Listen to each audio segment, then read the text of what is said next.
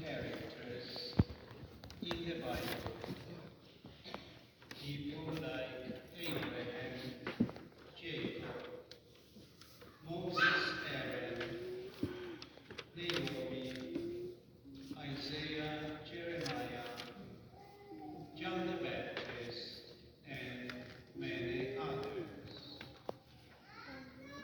One rather obscure prophet with the unusual name of Habakkuk is a man I would like to have met. Perhaps I am interested in him because there have been times in my life when I have wished to say to God, "How long, O Lord? I cry for help, but you do not listen."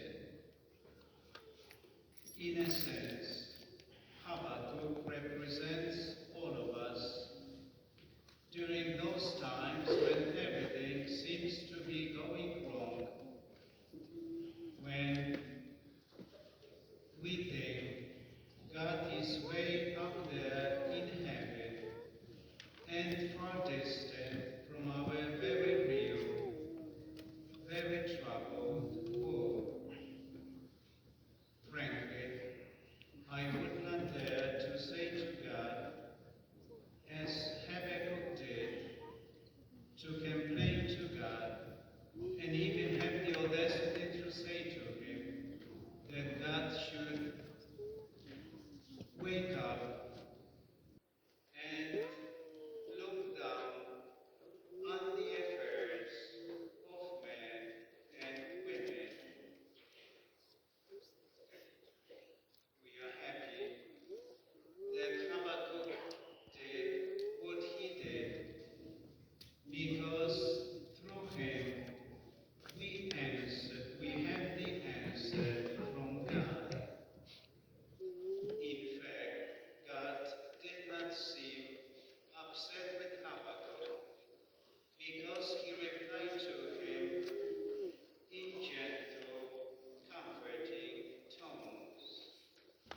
In fact, God said, "Be patient with me. I have a plan. All I ask you to do is to have faith, and because of your faith, you will live." The faith God asked for is not the kind we usually think of. A mere belief that there is a God.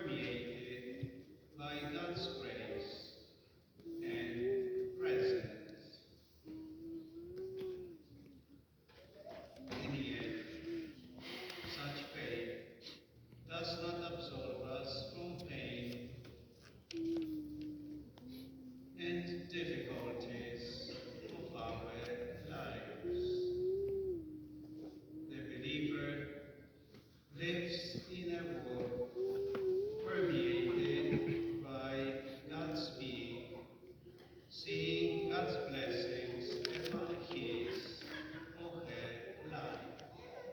For someone who believes in God, life is not a soap opera with never-ending betrayals in our lives.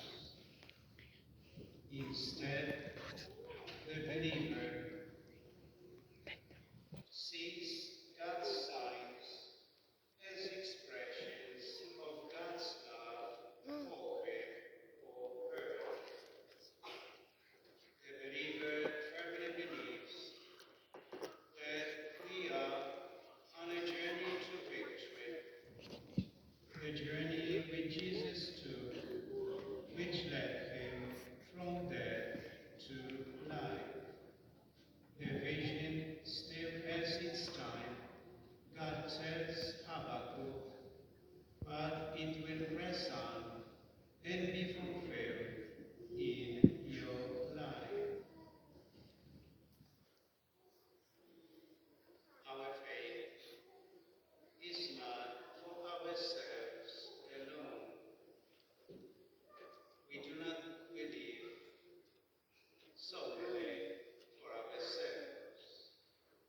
We do not live or die for ourselves either. As Christians, we believe that our faith has to be shared and that other people must know about the love God showers upon us. As the saying goes, faith like water must be spread. It may sound incredible,